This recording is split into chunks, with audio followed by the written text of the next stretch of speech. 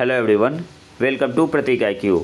आज हम लोग देखेंगे industrial relation and labour law MCQ series का पार्ट 2। तो आते हैं पहले क्वेश्चन पे। As per the factories act adult means a person who has completed how many year of age. आपसे क्वेश्चन में पूछ रहा है कि फैक्ट्रीज एक्ट के अकॉर्डिंग किसी पर्सन को एडल्ट कब माना जाता है। अगर उसने 15th year of as complete कर लिया हो, 16th year of as complete कर लिया हो, 17th year of as complete कर लिया हो, या उसने 18th year of as complete कर लिया हो। तो करेक्ट आंसर क्या हो जाएगा? Option D will be the correct answer. अगर कोई पर्सन उसने 18th year of as complete कर लिया है तो उसे क्या माना जाता है? एडल्ट माना जाता है। अब आते हैं क्वेश्चन नंबर 2 पे। कलेक्टिव बार्गेनिंग इन्वॉल्व्स, आपके पास ऑप्शन है। Option A negotiation between employer and employees, drafting of agreements between employer and employees, option C interpretation of documents written by employers, employees and the union representative and implementation thereof, option D all of the above. तो collective bargaining मैंने आपको पिछले video में बताया हुआ है। तो क्या क्या इन्वॉल्व होता है उसमें? Negotiation between employer and employee, ये भी सही है। Drafting of agreements between employer and employee, ये भी सही है। ऑप्शन सी क्या है? Interpretation of documents written by employer, employees and the union representative and implementation thereof, option C भी सही है। तो करेक्ट आंसर क्या हो जाएगा? Option D all of the above. Option D will be the correct answer. अब आते हैं क्वेश्चन नंबर 3 पे। क्वेश्चन नंबर 3 क्या बोल रहा है? Which theory explain the process by which labour and management establish upper and lower wage limit within which a final settlement is made. तो question आपसे पूछ रहा है कि जब लेबर और मैनेजमेंट के बीच में जब वेज लिमिट की बात आती है, किसमें? लोअर वेज लिमिट और अपर वेज लिमिट में, और जहाँ पे फाइनल सेटलमेंट होता है, तो उस थ्योरी को क्या बोलते हैं?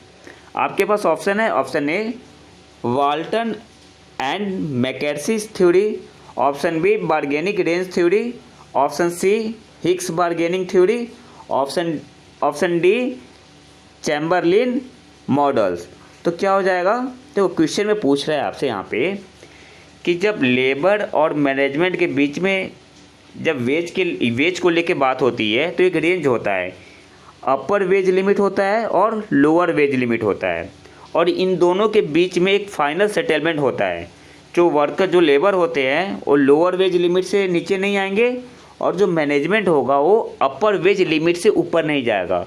तो इस रेंज के बीच में क्या होगा? एक फाइनल सेटलमेंट होता है।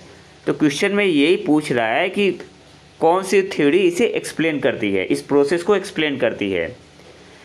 तो इसका आंसर कैसे निकालेंगे? तो यहाँ पे रेंज की बात हो रही है ना, एक तो अपर रेंज है, अपर वेज लिमिट, और एक लोअर वेज लिमिट रेंज है। तो करेक्ट आंसर क्या हो जाएगा? Option B will be the correct answer, bargaining range theory. अच्छा, वाल्टन और मैकेर्सी थ्योरी क्या है? तो इसमें क्या होता है कि इन दोनों ने जो कलेक्टिव बार्गेनिंग को 4 सब प्रोसेस में देखा था। वाल्टन और मैकेर्सी ने जो कलेक्टिव बार्गेनिंग होता है, उन्होंने इसे 4 सब प्रोसेस में देखा था। 4 सब प्रोसेस में देखा था। और क्या था वो? एक तो था डिस्ट्रीब्यूटिव बार्गेनिंग, दूसरा था इंटीग्रेटिव बार्गेनिंग, और तीसरा था एटीट्यूडनल स्ट्रक्चरिंग, जिसको हिंदी में क्या बोलते हैं? मनोवृत्ति संरचना। Attitudinal structuring. और चौथा क्या था? Intra organisational bargaining. चौथा क्या था? Intra organisational bargaining. तो जो वाल्टन और मैकेर्सी थे, इन्होंने कलेक्टिव बार्गेनिंग को 4 सब प्रोसेस में देखा था। एक तो था डिस्ट्रीब्यूटिव बार्गेनिंग, दूसरा था इंटीग्रेटिव बार्गेनिंग, तीसरा था एटीट्यूडनल स्ट्रक्चरिंग मनोवृत्ति संरचना, और चौथा क्या था, इंट्रा ऑर्गेनाइजेशनल बार्गेनिंग। तो ये क्या था, वाल्टन एंड मैकेर्सी थ्योरी। अब एक चैम्बरलिन मॉडल क्या था, तो चैम्बरलिन मॉडल ये बताता है कि आपके अंदर बार्गेनिंग पावर कितनी अच्छी है कि आप अपनी बात दूसरी पार्टी से एग्री करवा सके। चैम्बरलिन मॉडल क्या था, तो चैम्बरलिन मॉडल ये बताता है कि आपके अंदर बार्गेनिंग पावर कितनी अच्छी है कि आप अपनी बात दूसरी पार्टी से एग्री करवा सके। ये क्या था, चैम्बरलिन मॉडल था। अब आते हैं नेक्स्ट क्वेश्चन पे। क्वेश्चन नंबर 4 क्या है, the factories act impose the following obligation upon the employer in regard to his workers. Question आपसे सिंपली पूछ रहा है कि एम्प्लॉयर का क्या दायित्व है वर्कर के लिए।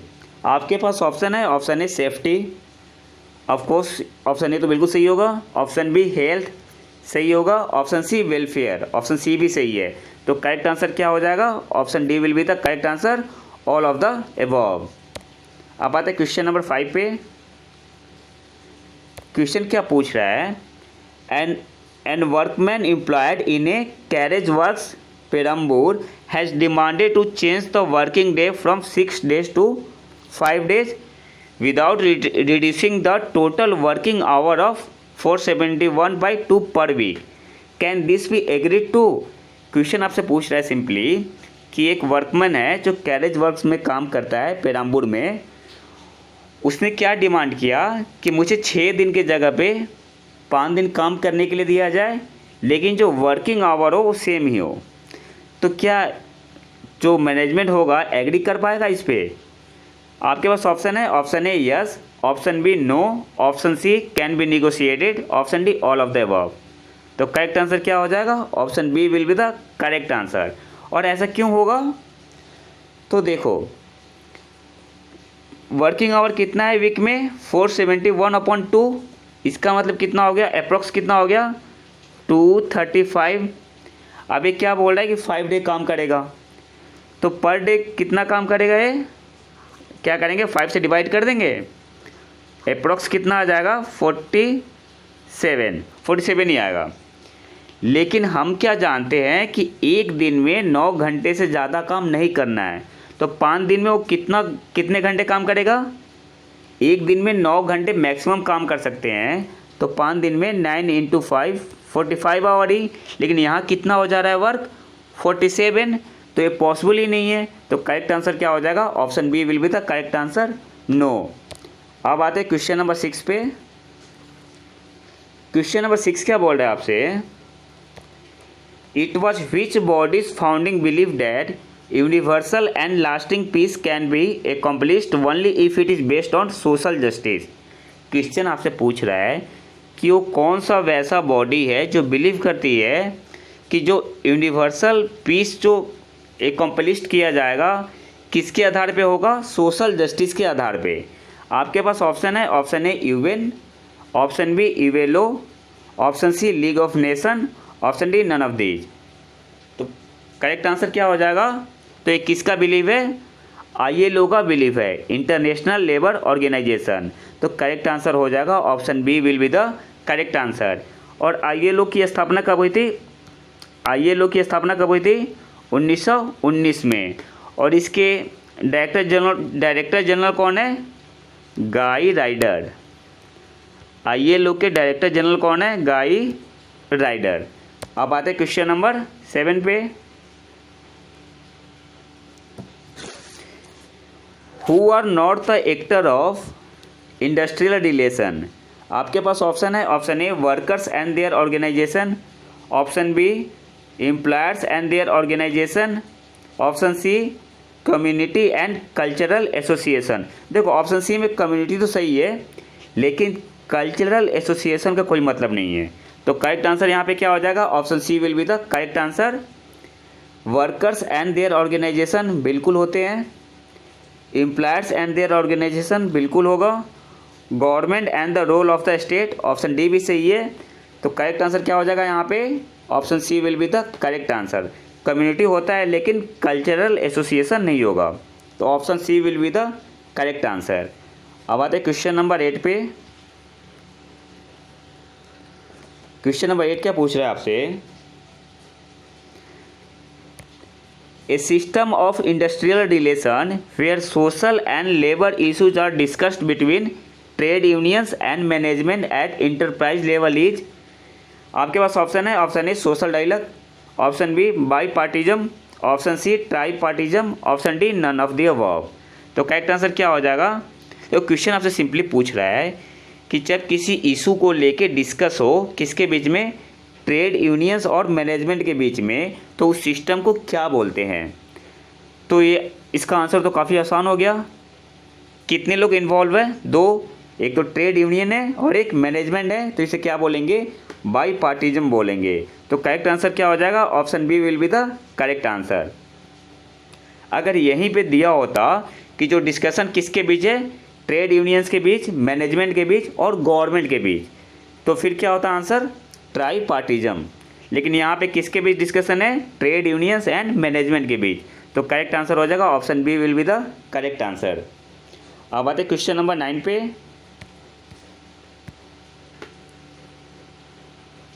क्वेश्चन नंबर 9 क्या बोल रहा है, एन एम्प्लॉयर हु कॉन्ट्रावेंस या make default in complying with the provision of section 6 of this act shall be punishable with imprisonment for a term which may be extended to how many years। Question आपसे simply पूछ रहा है कि कोई employer है जो EPF act होता है उसके धारा 6 के प्रावधान का उल्लंघन करता है या अनुपालन करने में चूक करता है, तो उसकी सज़ा को कितना बढ़ाया जा सकता है। तो करेक्ट आंसर क्या हो जाएगा, आपके पास ऑप्शन है, option A 1 year, option B 2 year, option C 3 year, option D 5 year. तो करेक्ट आंसर क्या हो जाएगा, option C will be the correct answer. कितना एक्सटेंड किया जा सकता है, 3 साल के लिए। अच्छा, सेक्शन 6 क्या होता है, जो section 6 of the EPF act 1952 है, ये सबसे इम्पॉर्टेंट जो सेक्शन है, इसको थोड़ा सा समझ लेते हैं डिटेल में कि सेक्शन 6 क्या होता है ऑफ द EPF एक्ट 1952।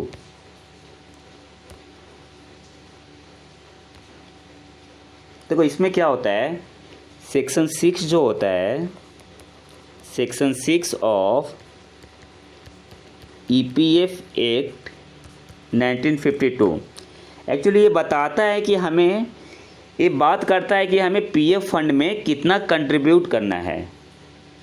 जो section 6 of the EPF act 1952 है, ये बात करता है कि हमें कि PF फंड में हमें कितना कंट्रीब्यूशन करना है। और एक कंट्रीब्यूशन किस तरीके से होता है, जो एक कंट्रीब्यूशन होता है इसमें एक तरफ तो क्या होता है, एम्प्लॉयर होते हैं और दूसरी तरफ एम्प्लॉई। अब इसमें कैसे होता है, जो PF डिडक्ट होता है, PF जो करता है वो कैसे करता है, जैसे मान लो अभी PF कितना कट रहा है, 12% कट रहा है, तो एम्प्लॉयर जो होगा ना वो क्या करेगा, 12% बेसिक वेज का कंट्रीब्यूट करेगा। और इस बेसिक वेज में क्या होता है, DA भी ऐड होता है, और सेम एम्प्लॉय भी करेगा 12% ऑफ बेसिक वेज, और इसमें DA भी इंक्लूड होगा। दोनों इक्वल कंट्रीब्यूट करते हैं, एम्प्लॉयर भी और एम्प्लॉय भी। अगर एम्प्लॉय चाहे तो इससे ज़्यादा भी कंट्रीब्यूट कर सकता है, लेकिन जो एम्प्लॉयर होता है वो क्या करता है, 12% ही करेगा, वो इससे ज़्यादा करने के लिए बाध्य नहीं है। और जो एम्प्लॉयर होता है वो कहाँ से देता है, वो अपने पॉकेट से देगा, आपके सैलरी से कट करके नहीं देगा। तो ये है section 6 of the EPF act 1952। अब आते हैं क्वेश्चन पे, आज के आखिरी क्वेश्चन पे। As per new industrial relation code 2020, individual employed in a supervisory capacity drawing less than how much per month are brought under the definition of worker. तो question में सिंपली पूछ रहा है आपसे कि जो न्यू इंडस्ट्रियल रिलेशन कोड 2020 है, उसके अनुसार आपकी सैलरी कितने से कम होगी तो आपको वर्कर की परिभाषा में रखा जाएगा। आपके पास ऑप्शन है, ऑप्शन ए 24,000 per month, option B 18,000 per month, option C 20,000 per month, option D 21,000 per month. तो करेक्ट आंसर क्या हो जाएगा? Option B will be the correct answer. 18,000 per month से अगर सैलरी आपकी कम है तो किसके अंदर रखा जाएगा? Under the definition of worker. तो ये था हमारा पार्ट 2। अगर वीडियो पसंद है तो लाइक करें और चैनल को सब्सक्राइब जरूर कर लें। मिलते हैं नए वीडियो में नए टॉपिक के साथ, तब तक के लिए नमस्कार, जय हिंद।